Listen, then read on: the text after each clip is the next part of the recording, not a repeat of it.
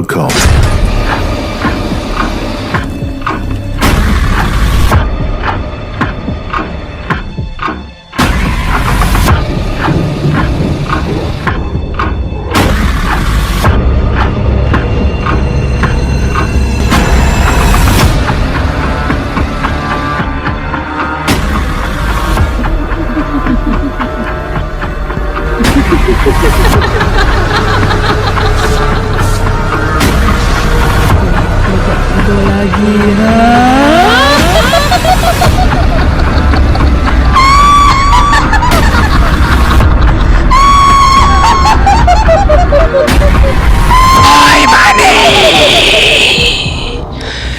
ভূত প্ল্যানেট।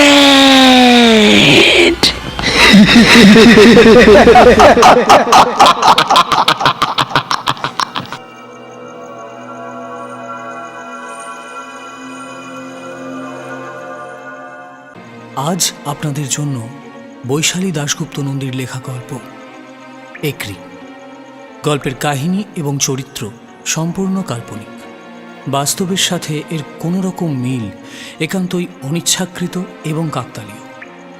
লেখিকা পেশায় একজন শিক্ষিকা এবং সাহিত্য চর্চা তার নেশা।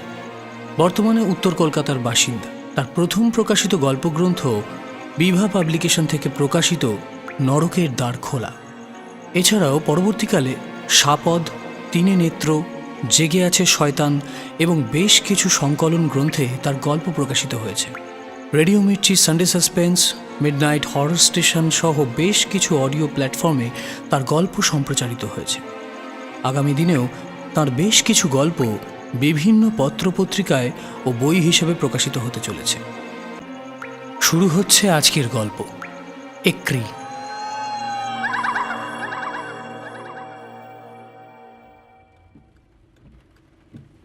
হসপিটাল থেকে বেরিয়ে বড় রাস্তায় পড়ার সঙ্গে সঙ্গে গাড়ির গতি বাড়িয়ে দিল অনিন্দ।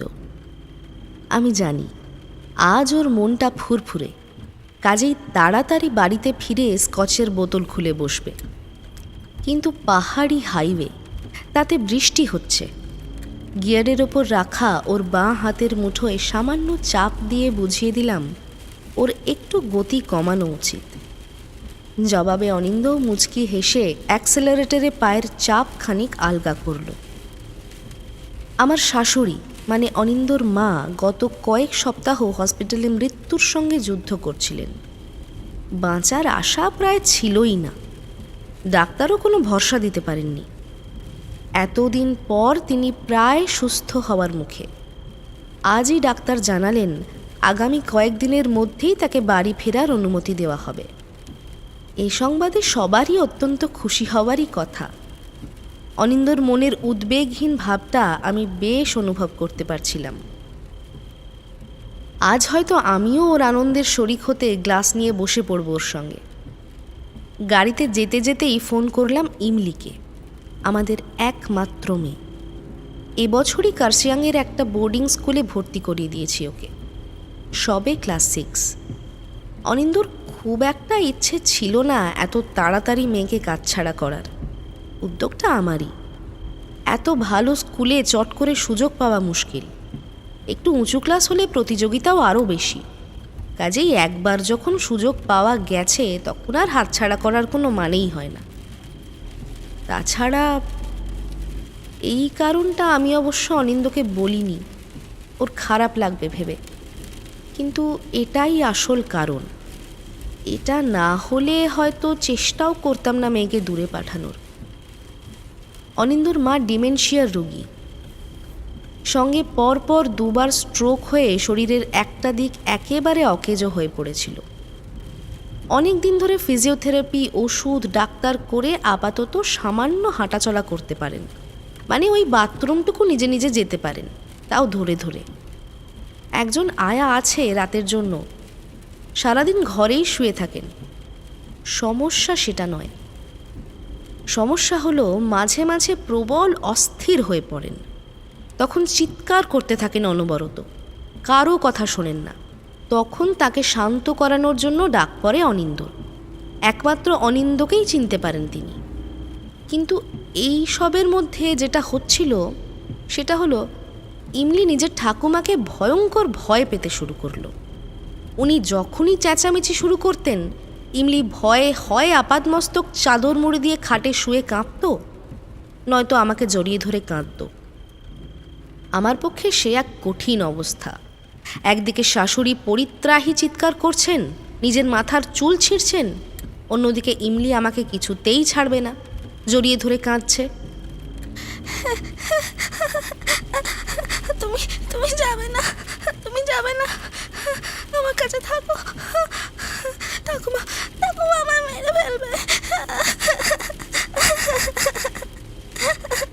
অনিন্দ দু একবার এরকম পরিস্থিতিতে ইমলিকে বকেছে, আমার উপর চোটপাটও করেছে। আমারই নাকি মেয়েকে বোঝানো উচিত যে এটা একটা অসুখ, ভয়ের কিছু নয়। আমিই বোঝাইনি, কারণ আমারও ধীরে ধীরে অসহ্য লাগতে শুরু করেছে এই প্রতিদিনের অশান্তি। আমার এক বন্ধুর ছেলে কাশিয়াংয়ের এই স্কুলে পড়ে, ওর কাছ থেকেই খোঁজখবর নিয়ে ইমলিকে পাঠিয়ে দিয়েছিলাম ওখানে। এখন ইমলি ভালোই আছে, অন্তত প্রতিদিন ভয়ে ভয়ে বাঁচতে হয় না ওকে। ইমলিকে ফোন করে জানিয়ে দিলাম, হ্যালো, এই তো আমরা হসপিটাল থেকেই ফিরছি, তোমার ঠাকুমা এখন ভালো আছেন, খুব তাড়াতাড়ি বাড়ি ফিরবেন। যদিও ওপাশ থেকে খুব একটা উষ্ণ প্রতিক্রিয়া আশা করিনি, পেলামও না, তবু অনিন্দকে খুশি করতেই ফোনটা করা। ফোন কেটে মোবাইলটা ব্যাগে ভরছিলাম, আচমকা ব্রেক কষল অনিন্দ। সিট বেল্ট পরে থাকা সত্ত্বেও খানিক হুমড়ি খেলাম সামনের দিকে। রেগে মেগে অনিন্দকে কিছু বলতেই যাচ্ছিলাম, কিন্তু অনিন্দর চোখে বিস্ময় লক্ষ্য করে ওর দৃষ্টি অনুসরণ করে একটু উঁচু হয়ে ওর দিকের জানলা দিয়ে রাস্তার দিকে তাকালাম। বাইরে ঝিমঝিমে অন্ধকার, তার মধ্যে টিপটিপ করে বৃষ্টি পড়েই চলেছে। গাড়ির ভেতরে এসি চলছিল বলে কাঁচগুলো বন্ধ, কিছুই ঠাহর করতে পারলাম না। জিজ্ঞেস করলাম, কি হলো, এত জোরে ব্রেক কষলে কেন? অনিন্দ ততক্ষণে জানলার কাঁচ নামিয়ে ফেলেছে, মাথা বের করে দেখছে মন দিয়ে। আমার প্রশ্ন শুনে বলল, ওই ঝোপের পাশে কি যেন একটা নড়ছে না, ভালো করে দেখো চিনিয়া। আমি আবার দেখার চেষ্টা করলাম। হ্যাঁ, ঠিকই বলেছে অনিন্দ, একটা কাপড়ের পুঁটুলির মতো জড়সড় কিছু একটা বস্তু নড়ছে। অন্ধকারটা সামান্য চোখ সয়ে এসেছে। আমাদের গাড়িটা একটু এগিয়ে যাওয়ায় হেডলাইটের আলোটা সামনের রাস্তার উপর পড়েছে, তাতে রাস্তার পাশের ঝোপটা আরও অন্ধকার হয়ে গেছে। আমি অনিন্দকে গাড়িটা একটু ব্যাকে নিতে বললাম। অনিন্দ আমার কথা শুনে গাড়িটা খানিক পিছিয়ে আনতেই গাড়ির হেডলাইটের তীব্র আলোর বৃত্তে এসে পড়ল ঝোপটা। একটা বাচ্চা মেয়ে, রোগা, হাড় জিরজিরে চেহারা, ফলে উবু হয়ে বসে থাকার জন্য একটা কাপড়ের পুঁটুলির মতো দেখাচ্ছে। আলোটা গায়ে পড়তেই উঠে দাঁড়ালো। এতই শীর্ণ চেহারা যে বয়স বোঝার উপায় নেই। ইমলির চেয়ে ছোট কিংবা ওরই বয়সী হবে হয়তো।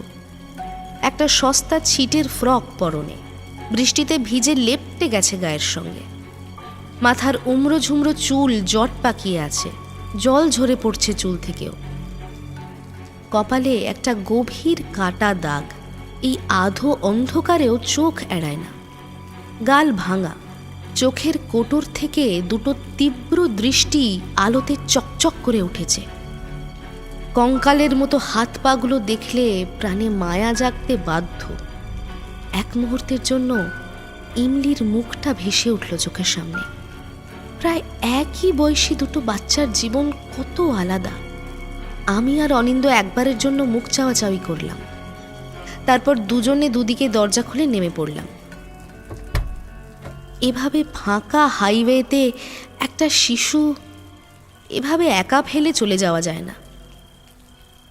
মেয়েটাকে ভেবেছিলাম বোবা, বাড়িতে নিয়ে আসা অবধি একটাও কথা বলেনি। অনেকভাবে জিজ্ঞাসাবাদ করেও একটা শব্দও বের করেনি মুখ থেকে, কিন্তু কথা শুনতে পায়, বুঝতেও পারে। আমি ওকে ইমলির একটা ফ্রক দিয়ে স্নান করে আসতে বলেছিলাম। দিব্যি সুন্দর বাথরুমে গিয়ে স্নান করে পরিষ্কার পরিচ্ছন্ন হয়ে এসেছে। তবে শাওয়ার দেখে একটু ভয় পাচ্ছিল বলে আমি ওকে বালতি আর মগ দেওয়ার পর আর কোনো সমস্যা হয়নি। খুব কম খায় মেয়েটা। ওকে খেতে দেওয়ার পর আমি আশা করেছিলাম হয়তো হামলে পড়বে খাবারের উপর, সেটা হলেই স্বাভাবিক হতো। কিন্তু অবাক কাণ্ড, ভাতের থালা সামনে নিয়ে বেশ কিছুক্ষণ বসে রইল সে। তারপর আমি তাড়া দেওয়ায় 2 আঙুলে কোনো রকমে খুঁটে খুঁটে সামান্য খেয়ে উঠে পড়ল। বুঝলাম ওর চেহারার এই শীর্ণতার কারণ। এমনও হতে পারে খেতে না পেয়ে পেয়ে এমন দশা হয়েছে। যাই হোক, আমার একটু সুবিধেই হয়েছে ওকে পেয়ে। মুখ বুজে টুকিটাকি কাজকর্ম করে আমার হাতে হাতে। নিজে নিজেই ওর নাম দিলাম ঝিমলি, ইমলির সঙ্গে মিলিয়ে। কিন্তু প্রথমবার ঝিমলি বলে ডাকতেই বুলি ফুটল মেয়েটার মুখে। বেশ কয়েক বছর এখানে থাকতে থাকতে এখানকার ভাষা আমি মোটামুটি বুঝি। সেই পাহাড়ি ভাষাতেই ও বলল, আমার নাম ইকড়ি, বলে খানিকক্ষণ তাকিয়ে রইল আমার দিকে ওর অন্ধকার চোখ দুটো দিয়ে। তারপর চলে গেল রান্নাঘরের দিকে। ওর চোখ দুটো বড্ড অদ্ভুত। মনির চারিদিকের সাদা অংশটা দেখাই যায় না প্রায়। দুটো অন্ধকার গর্তে বসানো দুটো চকচকে মার্বেলের গুলি যেন। কপালটা উঁচু বলে চোখ দুটো আরও বেশি ভেতরে ঢোকানো মনে হয়। জানি না কেন খুব অস্বস্তি হয়। অনিন্দ আর আমি ওর কাছে জানতে চেয়েছিলাম, তোর বাড়ি কোথায় রে? ফ্যাল ফ্যাল করে শুধু চেয়ে থেকেছে। তারপর অনিন্দ যখন জোর গলায় বলল, তুই কোথায় থাকতিস তুই জানিস না?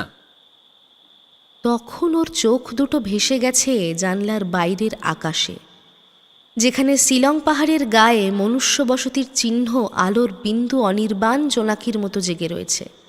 তার উপরের দিকে কোথায় যেন নিজের শীর্ণ হাতের আঙুলের ইশারা করল ইকড়ি। ওই পাহাড়ের উপরে ওর ঘর।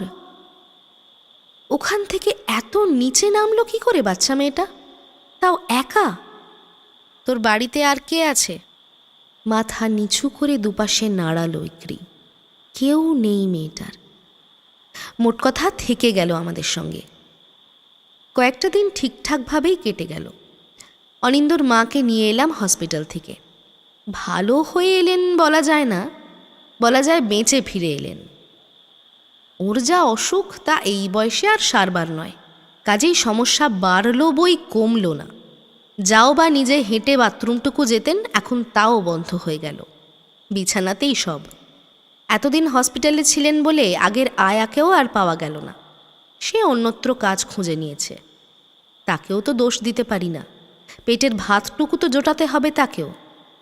কিন্তু আমি পড়লাম বিষম বিপাকে। আমাদের আর্থিক অবস্থা সচ্ছল হলেও এই মুহূর্তে ইমলির পড়াশোনা আর বোর্ডিংয়ের খরচ সামলে অতিরিক্ত খরচ করবার অবস্থা আমাদের একেবারেই নেই। অথচ শাশুড়ির জন্য এখন শুধু রাতের নয়, সারা দিনের লোক রাখতে পারলে ভালো হয়।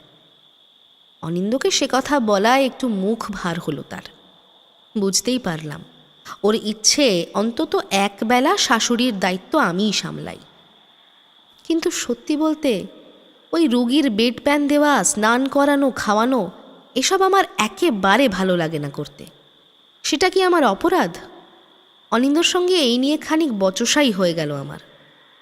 অনিন্দ অফিস যাওয়ার আগে মাকে স্নান করিয়ে দিয়ে যাচ্ছিল, কিন্তু খাওয়া বা প্রাকৃতিক কাজকর্মগুলো তো অত সকালে সারা সম্ভব নয়।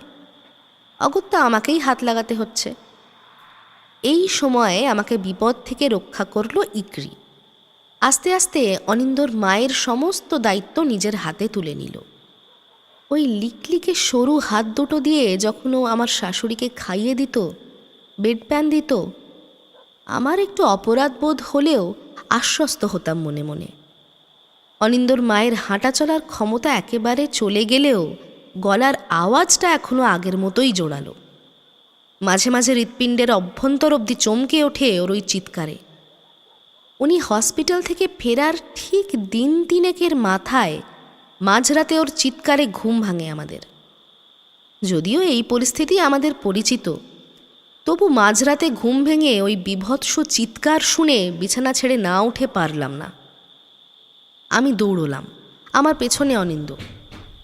অনিন্দর মায়ের ঘরের দরজা ভেজানোই থাকে। ভেতরে নাইট ল্যাম্প জ্বলছে, তা দরজার ফাঁক দিয়ে আসা আলোয় বুঝতে পারলাম। উনি অসুস্থ বলে মোটামুটি জোরালো হলুদ আলোর নাইট ল্যাম্প জ্বলে ঘরে। ইকরি রাতে ওর সঙ্গেই শোয়ে, মেঝেতে বিছানা করে। আমরা দরজা ধাক্কা দিয়ে ঘরে ঢুকে দেখি শাশুড়িমা বিছানায় শুয়ে পরিত্রাহি চেঁচাচ্ছেন, আর ইকরি নিজের বিছানায় সোজা দাঁড়িয়ে দেয়ালের সঙ্গে প্রায় সেঁটে গেছে। ভয়েই হয়তো, খুব স্বাভাবিক। ও এর আগে হয়তো এমন কিছু দেখেনি। আমি শাশুড়িমাকে জড়িয়ে ধরলাম। অনিন্দ মাথায় হাত বুলাতে লাগলো। আমি ওকে শান্ত করবার চেষ্টা করলাম। এই তো মা, অনিন্দ এসে গেছে, আর কোনো চিন্তা নেই। আপনি একটু শান্ত হন, একটু ঘুমানোর চেষ্টা করুন। হ্যাঁ মা, এই তো আমি। কিন্তু ওর দৃষ্টি আমাদের কাঁধের উপর দিয়ে পিছনের দিকে নিবদ্ধ। হ্যাঁ, যেখানে ইকড়ি দাঁড়িয়ে আছে। উনিও সমানে বলে চলেছেন, আয়া আয়া আয়া আয়া। আমি অবাক হয়ে তাকালাম অনিন্দর দিকে। অনিন্দ বলল, মা মনে হয় আগের রাতে সেই আয়াকে খুঁজছেন। কি জানি, হবেও বা। ডাক্তারের প্রেসক্রাইব করা একটা হালকা ঘুমের ওষুধ খাইয়ে দিতে ধীরে ধীরে ঘুমিয়ে পড়লেন অনিন্দর মা। তাকিয়ে দেখি ইকড়িও অঘোরে ঘুমোচ্ছে নিজের বিছানায়। অদ্ভুত মেয়ে তো। এরপর থেকে একটা নতুন উপসর্গ জুড়ল আমাদের জীবনে। শাশুড়িমা ইকড়িকে দেখলেই গুটিয়ে যাচ্ছেন, বিছানায় জড়সড় হয়ে যাচ্ছেন, যেন খুব ভয় পাচ্ছেন। ইকড়ি অপরাধী অপরাধী মুখ করে ঘুরে বেড়াচ্ছে বাড়িময়। যদিও বেড প্যান দেওয়ার কাজটা ইকড়ি করছে, কিন্তু খাওয়ানোর দায়িত্বটা নিতে হয়েছে আমাকে। বেড প্যান দেওয়ার সময়ও গোঁ গোঁ করে আওয়াজ করে বাড়ি মাথায় তুলছেন ভদ্রমহিলা। মাঝে মাঝে এত বিরক্ত লাগছে যে কি বলবো। আমরা যে সারাদিনের লোক না রেখে একটু খরচ বাঁচানোর চেষ্টা করছি, সেটাও বোধ করি ওনার সহ্য হচ্ছে না। যা খুশি করুক, আমি অনিন্দকে কিছুতেই এসব জানাবো না। ভাগ্যে ও ফেরার আগে এসব পাট চুকে যায়। রাতের বেলা শাশুড়ি মায়ের আর্তনাদ আস্তে আস্তে কান ও গা সবা হয়ে গেছিল আমাদের। চিৎকার শুনলেও আর উঠি না। আস্তে আস্তে নিজেই ঘুমিয়ে পড়েন। ইকড়িকেও বলা আছে, প্রয়োজন ছাড়া ওঠার দরকার নেই, কেবল বাথরুমের দরকার হলে তবেই যেন ও ওর কাছে যায়। এমনই চলছিল। যত দিন যাচ্ছিল শাশুড়িমা কেমন যেন নিস্তেজ হয়ে পড়ছিলেন। শুধু অনিন্দকে দেখলেই ভাঙা ভাঙা স্বরে আয়া আয়া আয়া আয়া বলে যান একঘেয়ে সুরে। বৃদ্ধার কথা প্রায় বন্ধ। সারা দিন মুখ গুঁজে শুয়ে থাকেন বিছানায়। এরকমই একদিন আমার চোখে পড়ল শাশুড়িমার শরীরে লাল লাল চাকা চাকা দাগ। প্রথমে ধরেই নিলাম বেড সোর, লাগাতার বিছানায় শোয়া। এটার ভয় ছিল আমার অনেক দিন ধরেই, কিন্তু ভুলটা ভাঙতে সময় লাগলো না। বেড সোর হয় সাধারণত শরীরের যে অংশটা বিছানার সংস্পর্শে থাকে সেই অংশে, কিন্তু এই দাগগুলোর অবস্থান ঠিক বিপরীতে, অর্থাৎ যে অংশগুলো বিছানার সঙ্গে জুড়ে নেই, যেমন গলা, বুক, গাল, পেট ইত্যাদি জায়গা।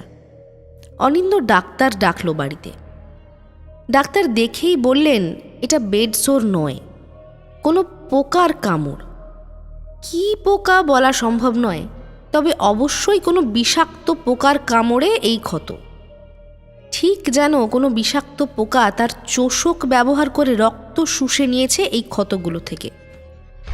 একটা মলম দিলেন লাগাতে, আর বললেন পরিষ্কার পরিচ্ছন্ন রাখতে। যদিও এর আগে কখনো পোকামাকড়ের উপদ্রব আমার বাড়িতে দেখিনি, তবু পাহাড়ি অঞ্চল তো, হতেও পারে এই ভেবে বাড়তি সতর্কতা নিতে শুরু করলাম। মলম লাগিয়ে লাল দাগগুলো এক জায়গা থেকে কমতে শুরু করলো ঠিকই, কিন্তু অন্য জায়গায় উঠতে লাগলো। আমি যেন প্রতিযোগিতায় নেমেছি ওগুলোর সঙ্গে। একটা কমে তো আরেকটা ওঠে। আস্তে আস্তে ওর সারা শরীর ভরে গেল লাল লাল চাকা চাকা দাগে। ডাক্তার রক্তের দু একটা পরীক্ষা করিয়ে অ্যান্টিবায়োটিক চালু করলেন, কিন্তু কিছুই হলো না। শাশুড়ি দিন দিন জড় পদার্থের মতো হয়ে পড়লেন। খাওয়া দাওয়া প্রায় ছেড়ে দিলেন। তরল খাবারও মুখ দিয়ে খাওয়ানো যায় না, গাল বেয়ে গড়িয়ে পড়ে। অনিন্দ একবার হসপিটালে ভর্তি করার কথা বলেছিল, কিন্তু ডাক্তার মাথা নেড়ে জানালেন, আর সেরে ওঠার সম্ভাবনা প্রায় নেই বললেই হয়। এখন যে কটা দিন ভোগান্তি আছে সেই কটা দিন থাকবেন, বরং কাছে রেখে সেবা করুন। খাওয়ানোর জন্য রাইলস টিউব লাগিয়ে দিলেন ডাক্তার। জীবন মৃতের মতো বিছানায় পড়ে রইলেন অনিন্দর মা, নড়াচড়া বন্ধ। ঘোলাটে চোখের মণি সিলিংয়ের দিকে স্থির। শুধু বুকের খাঁচাটা ওঠানামা করছে দেখে বোঝা যায় প্রাণটা এখনো আছে। সারা শরীর লাল লাল দাগে ভর্তি, দেখলে গা শিরশির করে। আমি দুবেলা তরল খাবার রাইলস টিউবের মাধ্যমে খাইয়ে দিই। তাতে আদৌ কি লাভ হচ্ছে বুঝতে পারি না। প্রায় 15 দিন কাটল এভাবে। শাশুড়িমার ঘরে গন্ধে টেকা যায় না। ইকড়ি না থাকলে যে কি হতো, ওই সব করে। ঘর পরিষ্কার থেকে শুরু করে ওর গা স্পঞ্জ করা অবধি সব। আমার কাছে থেকে খাওয়া দাওয়া করে ইকড়ির চেহারা একটু ফিরেছে, শক্তিও বেড়েছে। নইলে শাশুড়িকে তুলে ধরে পরিষ্কার করানো ইত্যাদি করতে পারত না। সেদিন রাতে খাওয়া দাওয়া সেরে সবে শুয়েছি। সারা দিন বিশ্রামের সময় হয় না, তাই আমি শুলেই কাদা। আচমকা একটা সপ সপ শব্দে ঘুমের চটকা ভেঙে গেল। ঘড়ির দিকে তাকিয়ে দেখলাম রাত 12:15। পাশে অনিন্দ ঘুমোচ্ছে। ওকে ডাকতে ইচ্ছে করল না। শব্দটা কেমন অস্বস্তিকর, যেন জলে ভিজে গায়ে জড়িয়ে যাওয়া পোশাক পরে কেউ খুব তাড়াতাড়ি হেঁটে যাবার চেষ্টা করছে। কিন্তু কে হতে পারে এত রাতে? আমি শুতে যাওয়ার আগে নিজে দেখেছি শাশুড়িমা ঘুমিয়ে পড়েছেন। ইকড়িও খাবার টেবিল পরিষ্কার করে নাইট ল্যাম্প জ্বালিয়ে শুয়ে পড়েছে। তাহলে গাটা একটু ছমছম করে উঠল। বেডরুমের ভেজিয়ে রাখা দরজাটা নিঃশব্দে খুলে বাইরে তাকালাম। ড্রয়িং রুম অন্ধকার, কিচেনের দিকটাও অন্ধকার। একমাত্র আলো জ্বলছে অনিন্দর মায়ের ঘরে, নরম অথচ জোরালো হলুদ আলো। শব্দটাও আসছে ওই ঘর থেকেই, এ ব্যাপারে আমি নিশ্চিত। কাছে যেতেই শব্দের চরিত্র খানিক বদলে গেল। ভেজা পোশাকের শব্দ নয়, এখন যেটা মনে হচ্ছে সেই ভাবনাটা আমার হাত পা ঠান্ডা করে দিচ্ছে। তবু কাঁপা হাতে দরজাটা ঠেলে ভেতরে দৃষ্টি নিক্ষেপ করলাম। যা দেখলাম তাতে আমার গলা শুকিয়ে এলো, পা দুটো অবশ হয়ে এলো। আমার শাশুড়ি মা, যে মানুষটা নড়াচড়া করার ক্ষমতা অবধি হারিয়েছেন, নিজে নিজে খাবার গিলতে পর্যন্ত পারেন না, সেই মানুষটা সোজা হয়ে দাঁড়িয়ে আছেন মেঝের ওপর। আর শুধু দাঁড়িয়েই নেই, মাথা নেড়ে নেড়ে কিছু একটা করছেন। মানে আমার দিকে উনি পিছন ফিরে থাকলেও আমি বুঝতে পারছিলাম উনি কিছু একটা খাচ্ছেন। না, ঠিক খাচ্ছেন না, চাটছেন। আমার কেমন যেন গা গুলিয়ে উঠল। দুপা এগিয়ে ঘরে ঢুকলাম। খাটের ঠিক নিচে মেঝেতে বিছানায় অকাতরে ঘুমোচ্ছে ইকড়ি। সামান্যতম নড়াচড়াও নেই তার শরীরে। আর খাটের পায়ের দিক দিয়ে নিচে নেমে দাঁড়িয়ে আছেন অনিন্দর মা। আমার গলা দিয়ে নিজের অজান্তেই ডাক বেরিয়ে এলো, মা। আমার মুখ থেকে ডাক পুরোপুরি বেরোনোর আগেই আমার দিকে ঘুরে তাকালেন শাশুড়ি মা। নাইট ল্যাম্পের হলুদ আলোয় তার মুখের পাশবিক অভিব্যক্তি আমি সারা জীবন ভুলব না। তার জিভ মুখ থেকে বেরিয়ে ঝুলছে প্রায় বুক অবধি। সেই জিভ থেকে অঝরে ঝরে পড়ছে লালা। লালা ঝরে ভিজিয়ে দিচ্ছে তার বুকের কাছের পোশাক। কয়েক ফোঁটা ঝরে পড়ছে তার পায়ের কাছে মেঝেতেও। তার বুকের কাছে তোলা নিজের ডান হাত বাম হাত দিয়ে সেটি ধরে রেখেছেন। স্পষ্ট বুঝলাম এতক্ষণ তিনি সব সব শব্দ করে চেটে চলেছিলেন নিজের ডান হাত, আর সেই হাতটা উপরের চামড়া উঠে গিয়ে বেরিয়ে এসেছে দগদগে মাংস। আমার সঙ্গে চোখাচোখি হতেই দাঁত বের করে হাসলেন তিনি। তারপর আবার জিভ দিয়ে নিজের ডান হাতের বেরিয়ে আসা দগদগে লাল মাংস চাটতে চাটতে এগোতে লাগলেন আমার দিকে। কয়েক মুহূর্তের জন্য মনে হলো এই আমার শেষ। ওই চোখ দুটো, তার বীভৎসতা বর্ণনা করার মতো ভাষা নেই আমার কাছে। একমাত্র বিশেষণ হলো অন্ধকার, যা ওই চোখকে বর্ণনা করতে পারে। কোনো যুক্তি বুদ্ধি কাজ করল না। প্রায় শাকসবজির মতো বেঁচে থাকা একজন মানুষ আচমকা এমন বিভীষিকা রূপ নিলেন কিভাবে, তা কোনোভাবেই আমার বুদ্ধিগ্রাহ্য হচ্ছিল না। শরীরের সব শক্তি একত্রিত করে চিৎকার করে উঠলাম। আমার চিৎকারের সঙ্গে সঙ্গে পরপর 3টে ঘটনা ঘটল। এক, আমার শাশুড়ি হাত থেকে খসে পড়া মালপত্রের মতো ধপ করে মেঝেতে পড়ে গেলেন। 2, তখনই ঘুম ভেঙে উঠে বসল ইকড়ি। আর 3, অনিন্দ ঘুম ভেঙে পড়িমড়ি করে ছুটে এলো এই ঘরে। অনিন্দ আমাকে ধরে বসিয়ে দিল খাটের উপর। তারপর বড় লাইট জেলে দৌড়ে গেল মেঝেতে ঘাড় গুঁজে পড়ে থাকা ওর মায়ের দিকে। ইকরি ঘুম ভেঙে কেমন থম মেরে বসে আছে। আশেপাশে ঘটে যাওয়া ঘটনা যেন ওকে স্পর্শই করছে না। অনিন্দ ওর মাকে চিৎ করে ফেলেই ডুকরে কেঁদে উঠল। আমি কোনো প্রতিক্রিয়া দেখানোর অবস্থায় নেই। আমি জানতাম উনি আর বেঁচে নেই। কিভাবে জানতাম তা জানি না। উনি যখন দাঁড়ানো অবস্থায় পড়ে গেলেন মেঝেতে, তখনই আমার মনে হয়েছিল একটা মৃতদেহকে ছেড়ে দিলে ঠিক যেভাবে পড়ে যাবে, ঠিক সেভাবেই উনি গড়িয়ে পড়লেন। অনিন্দ কোল পাঁজা করে খাটে এনে শোয়ালো ওকে।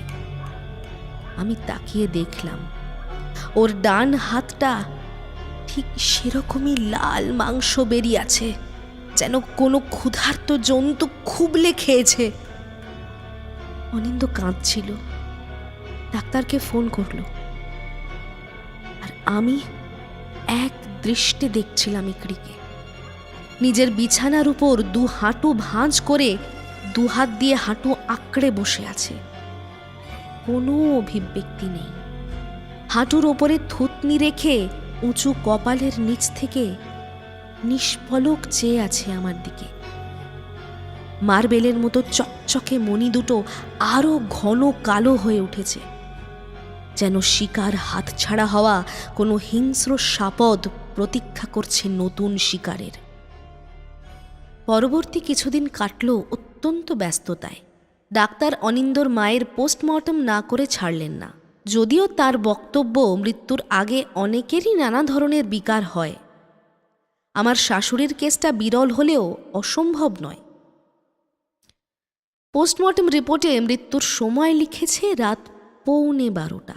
আমি হতভম্ব হয়ে অনিন্দকে বলার চেষ্টা করলাম যে আমি নিজের চোখে ঘড়িতে সময় দেখেছি 12:15। আমি যাকে ঘরে দাঁড়িয়ে থাকতে দেখেছি তার আধ ঘন্টা আগেই তার মৃত্যু হয়েছে, এ বিশ্বাস করা আমার পক্ষে অসম্ভব। অনিন্দ বলল আমি নাকি ঘুমের চোখে ভুল দেখেছি, কিন্তু আমি সেটা মানতে রাজি নই। যাই হোক, ইমলিকে অনিন্দর এক তুতো ভাই এসে নিয়ে গেল 3 দিনের মাথায়। ভীষণ ভেঙে পড়েছে ইমলি। কে বলবে ওকে এ বাড়ি ছাড়তে হয়েছিল ওই ঠাকুমার জন্যেই? বাবা মেয়ের একে অপরকে জড়িয়ে সে কি হাউমাউ কান্না। ইকড়িকে দেখে প্রথমে একটু জড়সড় হয়েছিল ঠিকই, কিন্তু কিছুক্ষণ পর থেকেই দুজনে গলায় গলায়। আমার মোটে ভালো লাগছে না বিষয়টা। ইকড়িকে কেমন যেন বিশ্বাস করতে পারছি না। সেদিন ওর যে দৃষ্টি দেখেছি, তারপর কোনো মতেই আর ওকে বিশ্বাস করা যায় না। কিন্তু শুধু সন্দেহের বশে তো একটা বাচ্চা মেয়েকে বাড়ি থেকে বের করে দেওয়া যায় না। তাছাড়া সন্দেহটা যে কি সেটাও খুব স্পষ্ট নয় আমার নিজের কাছেই। সেদিন আমার চোখের সামনেই ও ঘুমোচ্ছিল। ওই ঘটনায় ওর বিন্দুমাত্র হস্তক্ষেপ আছে তা বলা যায় না, তবু কিসের যে একটা অস্বস্তি তা কিছুতেই বুঝতে পারছি না। এর মধ্যে একটা ঘটনায় আমার সন্দেহ আরও একটু বেড়ে গেল। আমার শাশুড়ির পোস্টমর্টেমের বিষয়টা যে পুলিশ অফিসার দেখছিলেন, সৌভাগ্যবশত তিনি আমাদের পরিচিত। শাশুড়ির শ্রাদ্ধের দিন উনি এসেছিলেন আমাদের বাড়িতে। ওকে দেখে প্রথম থেকে ইকড়ি কেমন যেন অদ্ভুত আচরণ করছিল, কিছুতেই ওর সামনে যেতে চাইছিল না। আমরা প্রথমে ভাবলাম পুলিশের পোশাক দেখে ভয় পাচ্ছে হয়তো, কিন্তু শাশুড়ির কাজের দিন ওই অফিসার সাধারণ শার্ট প্যান্ট পরে এলেও ও কিছুতেই সামনে যেতে চাইল না। আমার মাথাটা এবার একটু গরম হলো। এমনিতেই সেদিন আমার অনেক কাজ, বাড়ি ভর্তি লোকজন, তার মধ্যে চাটুকুও যদি আমাকেই দিতে হয়, বেশ কড়া করে ধমক দিয়ে পাঠালাম ওকে। বকা খেয়ে চুপচাপ চায়ের কাপ প্লেট হাতে নিয়ে চলে গেল ইকরি। আমি উঁকি দিয়ে দেখলাম কি করে। মাথা নিচু করে কোনো মতে ভদ্রলোকের হাতে চায়ের কাপ ধরিয়ে দিয়েই সে ছুটে পালালো। অনিন্দ মিস্টার কার্বির পাশেই বসেছিল। ইকরির আচরণ দেখে ভ্রু কুঁচকে গেছে ওরও। মিস্টার কার্বিও অদ্ভুত দৃষ্টিতে তাকিয়ে আছেন ইকরির চলে যাওয়ার পথের দিকে। তারপর চায়ের কাপ প্লেট সামনের টেবিলের ওপর নামিয়ে রেখে উঠে দাঁড়ালেন। আমি হন্তদন্ত হয়ে এগিয়ে গেলাম। আরে এ কি মিস্টার কার্বি, চা না খেয়ে চলে যাচ্ছেন? প্লিজ কিছু মনে করবেন না, বাচ্চা মেয়ে তো, আপনাকে দেখে ভয় পেয়েছে বোধহয়। মিস্টার কার্বি পাহাড়ি টানে বাংলা বলেন, খুব পরিষ্কার না হলেও বুঝতে অসুবিধে হয় না। না বৌজি, আমার আজ একটু তাড়া আছে। আমি আমি কাল একবার আসবো। ওই ওই মেয়েটি কে? অনিন্দ বলল, ও আমাদের আশ্রিত, পরিচয় জানি না, তবে বেশ কিছুদিন হলো আমাদের সঙ্গেই আছে। মিস্টার কার্বির দৃষ্টি এখনও সেদিকেই নিবদ্ধ যেদিকে ইকরি গেছে। কতদিন আগে ওকে পেয়েছে? কত তারিখ? আর কোথা থেকে? গত মাসের 11 তারিখ কি? কাল আমি আসবো, আর তার আগে ভেবে রাখবেন কিন্তু এগুলো। হ্যাঁ হ্যাঁ, আজ আসি। আমাদের দুজনকে বিস্ময়ে বিমূঢ় রেখে চলে গেলেন মিস্টার কার্বি। তারিখ আর কে মনে করে রেখেছে? সারাদিন এসব ভাবার আর সময় পেলাম না। পরদিন সকালে অনিন্দ ওর মায়ের সব মেডিকেল কাগজপত্র নিয়ে বসল। ব্যাংক ইত্যাদির জন্য যেগুলো প্রয়োজন হতে পারে সেগুলো রেখে বাকি সব পুড়িয়ে ফেলবে বলে। এত বছরের এত চিকিৎসা সংক্রান্ত কাগজপত্র যে এক জায়গায় করলে স্তূপ হয়ে যাবে। এসব করতে করতেই আমাকে ডাকলো অনিন্দ। একবার শুনে যেহেতু চিনি। আমি এসে দেখি অনিন্দ হাতে একটা মেডিকেল রিপোর্ট নিয়ে বসে আছে। আমি আসতেই সেটা আমার দিকে দিল। আমি দেখলাম সেটা আমার শাশুড়ি মায়ের এমআরআই রিপোর্ট। মনে পড়ল, এই রিপোর্টটা দেখেই হসপিটালের ডাক্তার আমাকে জানিয়েছিলেন যে উনি ক্রাইসিস পিরিয়ড কাটিয়ে উঠেছেন। এবার আর কয়েকদিন পর্যবেক্ষণে রেখে ওকে ছেড়ে দেওয়া হবে। মানে এই দিনই আমরা খুশি হয়ে বাড়ি ফিরছিলাম। মানে এই দিনই বৃষ্টি পড়ছিল ফেরার সময়। মানে এই দিনই আমি আর অনিন্দ একজন আরেকজনের মুখের দিকে তাকালাম। 11ই অগস্ট, এমআরআই এর তারিখ, ইকরির আমাদের বাড়িতে আসার তারিখ। ঠিক যেমনটি মিস্টার কার্বি বলেছিলেন। বিকেলে মিস্টার কার্বি এলেন। আমি ইকরিকে ছাদ সাফাইয়ের কাজে লাগিয়ে দিলাম। অনেকটা সময় ওকে ওখানে ব্যস্ত থাকতে হবে, সেই সুযোগে আমরা কথা বলতে পারবো। ইমলি ঘরে শুয়ে গান শুনছে। ঘরের দরজা ভেতর থেকে বন্ধ করে বসলাম আমরা। গত 11 তারিখ দুপুরে হাইওয়েতে একটা অ্যাক্সিডেন্টের খবর আসে। একটা বাচ্চা মেয়ে, স্থানীয় গরিব গুরবো যে মানুষগুলো হাইওয়ের পাশে রুটি ঘুগনি ধাবা কিংবা চায়ের দোকান চালান, তাদের মধ্যেই একজনের মেয়ে, আর দৌড়ে রাস্তা পার হতে গিয়ে গাড়িতে ধাক্কা খায়। আমরা যখন গিয়ে পৌঁছাই ততক্ষণে বৃষ্টি নেমে গেছে। রাস্তা থেকে রক্ত অনেকটাই ধুয়ে গেছে। শুনলাম খুব বিশাল কিছু রক্তপাত হয়ও নি, শুধু মাথায় আঘাত পেয়েছিল, ওই হয়তো এই ইন্টারনাল হ্যামারেজেই। কেমন যেন মনে হচ্ছিল ঘটনার শেষে মিস্টার কার্বি কি বলবেন সেটা আমি জানি। অনিন্দ্য ভুরু কুঁচকে শুনছে। বডিটা পোস্টমর্টেমে পাঠিয়ে থানায় ফিরে যাই। বেশিরভাগ ক্ষেত্রেই যেটা হয়, এই মানুষগুলো সন্তানের মৃত্যুতে শোক পায় ঠিকই, কিন্তু পেটের তাড়নায় খুব তাড়াতাড়ি ভুলতেও হয় তাদের। কাজেই মেয়েটা মারা যাওয়ার পরে তদন্ত হলো কিনা, দোষী শাস্তি পেল কিনা, এসব নিয়ে এরা যে মাথা ঘামাবে না সেটা জানতাম। তাই রুটিন কাজের বাইরে বেশি চিন্তা করিনি এই কেসটা নিয়ে। ও পোস্টমর্টেম হয়ে গেলে বাড়ির লোকের হাতে বডি তুলে দেওয়া হবে এটাই স্থির ছিল। কিন্তু সেদিন রাতে মর্গ থেকে আসা একটা ফোন আমার মনের সব শান্তি চুরমার করে দিল। অনিন্দ্য আর আমি রুদ্ধশ্বাসে শুনছিলাম মিস্টার কার্বির কথা। অনিন্দ্য বলে উঠল, কেন, কি হয়েছিল? মিস্টার কার্বি একবার আমাদের মুখের উপর দৃষ্টি বুলিয়ে নিলেন, তারপর বললেন, পোস্টমর্টমের জন্য মেয়েটার দেহ বার করতে এসে ডোম দেখে বডি নেই। নেই? নেই মানে? মর্গের ডয়ার থেকে বেমালুম বেপাত্তা বডিটা।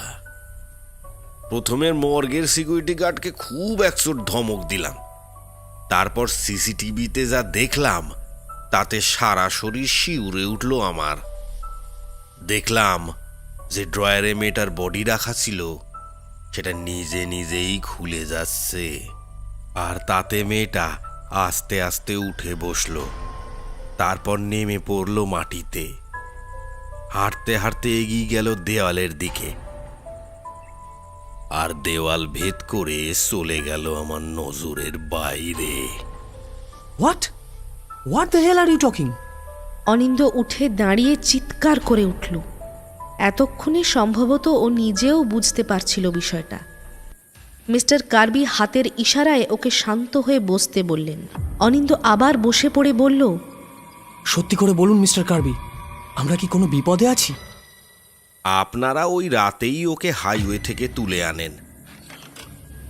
আমরা পাহাড়ের মানুষ, আপনারা শহরের লোক।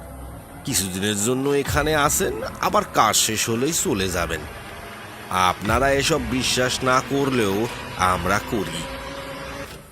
রাতের বেলা পাহাড়ে প্রেতাত্মারা জেগে ওঠে।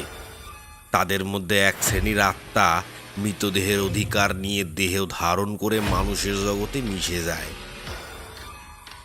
আপনাদের ঘরে যাকে আশ্রয় দিয়েছেন সে আর কেউ নয়, তেমনই একটা প্রেত। ওই মেয়েটিকে আমি খুব স্পষ্ট মনে করতে পারি। ওর কপালের ওই গভীর ক্ষত মেয়েটির দেহ ধারণ করেছে কোনো এক একরি। আমি চমকে উঠলাম। কি কি বললেন আপনি? কার্বি আমাদের দিকে তাকিয়ে আবার বললেন, হ্যাঁ, একরি।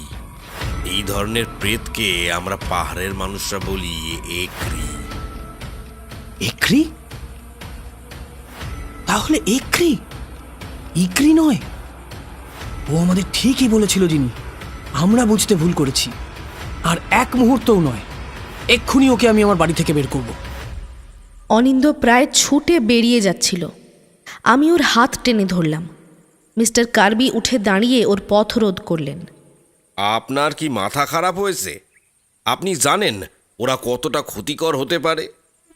একরি মূলত ক্ষতি করে শিশুদের আর বয়স্কদের। একটা ক্ষতি আপনার ঘরে হয়ে গেছে কিছু বুঝে ওঠার আগেই, আর একটা ক্ষতি যাতে না হয় সেই চেষ্টা করতে হবে। আপনার মেয়ে আছে, তার কথা ভেবে এখন স্বাভাবিক থাকুন। আর আমাকে 2 দিন সময় দিন। আমাকে একটু পাহাড়ে যেতে হবে, আজই আমি রওনা হয়ে যাব। আমি না ফেরা পর্যন্ত আপনারা খুব সাবধানে থাকবেন। মেয়েটাকে ওর সঙ্গে একা ছাড়বেন না। উত্তেজনা আর উদ্বেগে আমি শেষ হয়ে যাচ্ছিলাম। কোনো ক্রমে বললাম, এখন কি করবেন?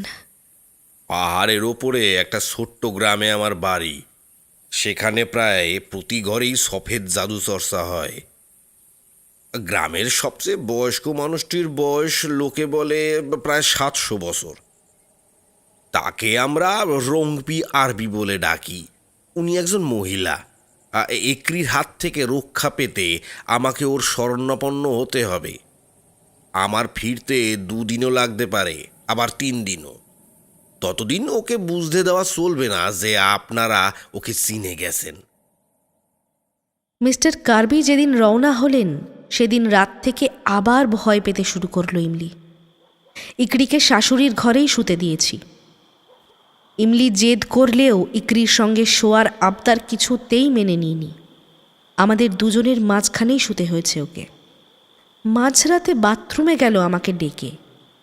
ঘরের লাগোয়াই বাথরুম, আমাদের আর শাশুড়ির ঘরের মাঝখানে, যাতে 2 ঘর থেকেই ইচ্ছে করলে ব্যবহার করা যায়। আমি জেগে রইলাম। ইমলি বাথরুমে গেল। আমি বিছানায় শুয়েই দেখতে পেলাম ইমলি বাথরুমে লাইট জ্বালালো, ঢুকলো, তারপর বন্ধ করে দিল দরজা। দরজার নিচের সরু ফাঁক দিয়ে আলোর রেখা বাইরে এসে পড়েছে। কয়েক মিনিট কাটল। আরও কিছুক্ষণ যেতেই আমি উঠে বসলাম বিছানার উপর। প্রথমে গলা বাড়িয়ে দেখলাম বাথরুমের দরজা তখনও বন্ধ। তারপর নেমে পড়লাম খাট থেকে। বাথরুমের দরজায় খুব আস্তে আস্তে খুটখুট করে আওয়াজ করলাম। তারপর ডাকলাম, ইমলি, এই ইমলি, এত সময় লাগছে কেন? ঘুমিয়ে পড়লি নাকি? আমার কথা শেষ না হতেই ভেতর থেকে ইমলির গোঙানির শব্দ ভেসে এলো। আমি হিতাহিত জ্ঞান শূন্য হয়ে আছড়ে পড়লাম বাথরুমের দরজার উপর। আওয়াজ শুনে অনিন্দও উঠে এলো। দুজনে দরজা ভেঙে বের করলাম ইমলিকে। বাথরুমের দেওয়াল ঘেঁষে বসে আছে ইমলি, ভয় থরথর করে কাঁপছে। ওকে দেখে মনে হলো বাহ্য জ্ঞান লোপ পেয়েছে। কিছু একটা অনবরত বিড়বিড় করে চলেছে।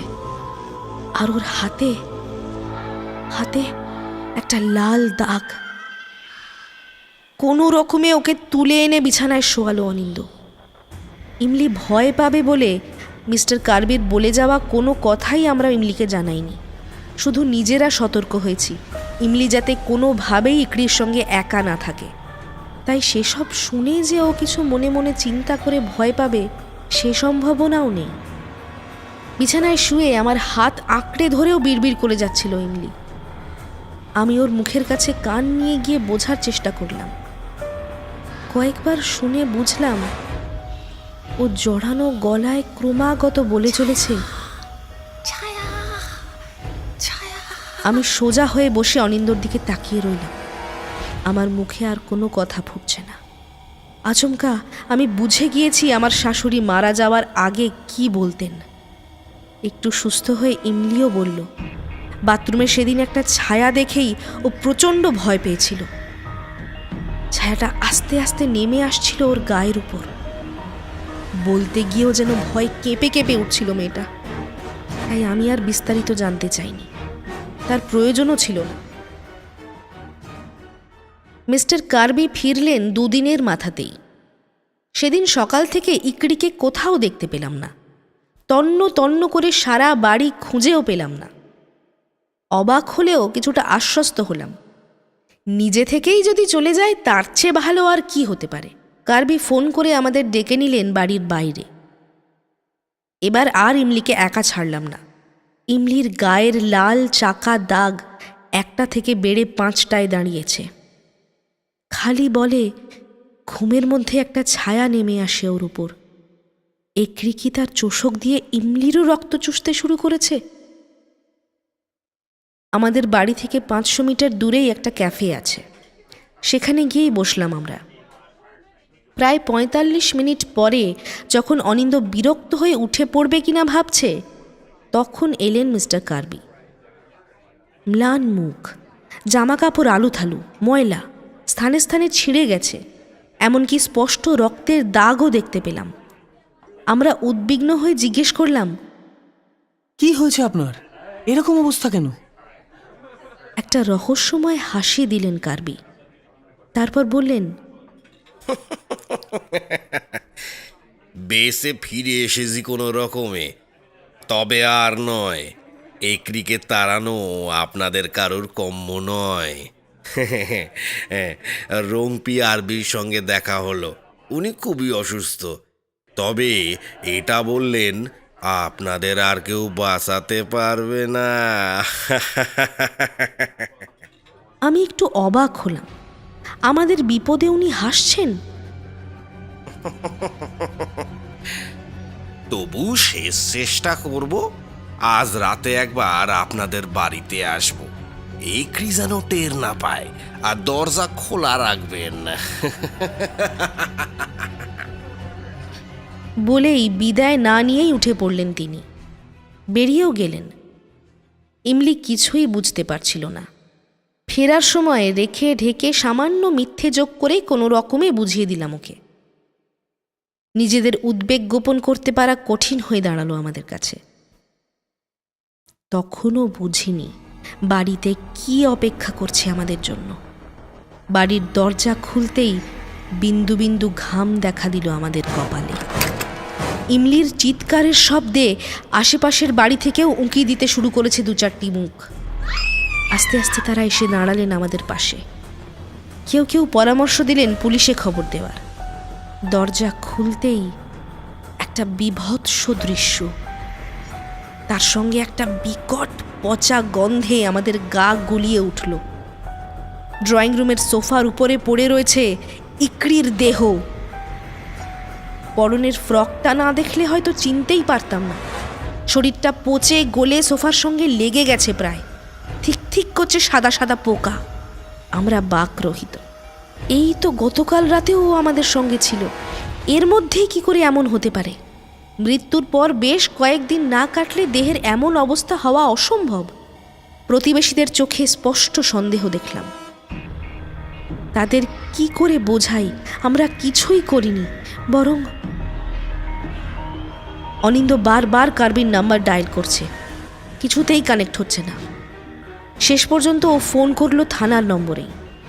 হ্যালো হ্যালো, মিস্টার কার্বি আছেন?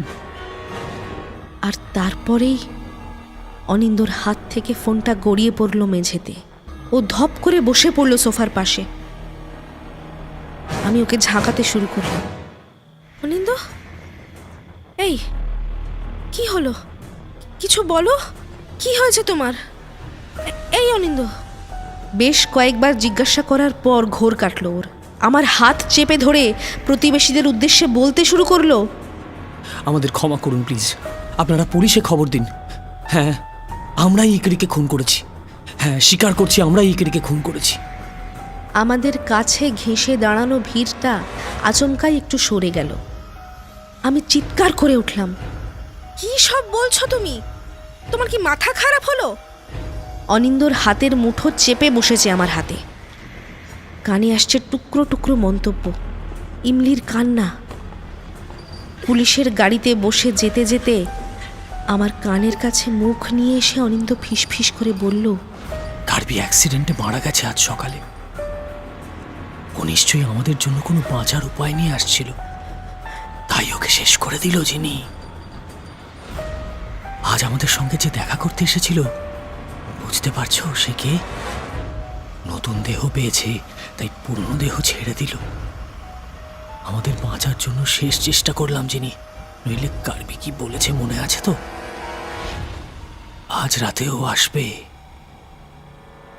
এতক্ষণে বুঝতে পারলাম অনিন্দর অদ্ভুত আচরণের কারণ। ইমলিকে বোর্ডিংয়ে পাঠিয়ে দিতে বলেছি অনিন্দর সেই ভাইকে। খুন পুলিশের কাছে মুখে স্বীকার করলেই হয় না, প্রমাণ করতে হয়। ততদিন আমরা নিশ্চিন্ত।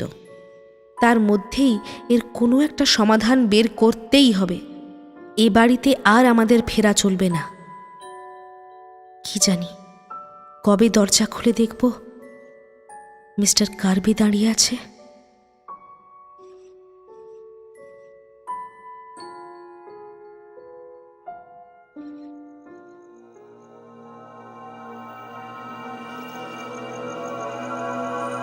এতক্ষণ শুনছিলেন বৈশালী দাশগুপ্ত নন্দীর লেখা গল্প একরি।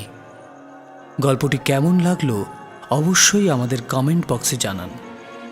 আপনার লেখা বা পছন্দের কোনো গল্প শুনতে আমাদের মেল করতে পারেন। আরও নতুন নতুন গল্প শুনতে সাবস্ক্রাইব করুন আমাদের ইউটিউব চ্যানেল। শুনতে থাকুন।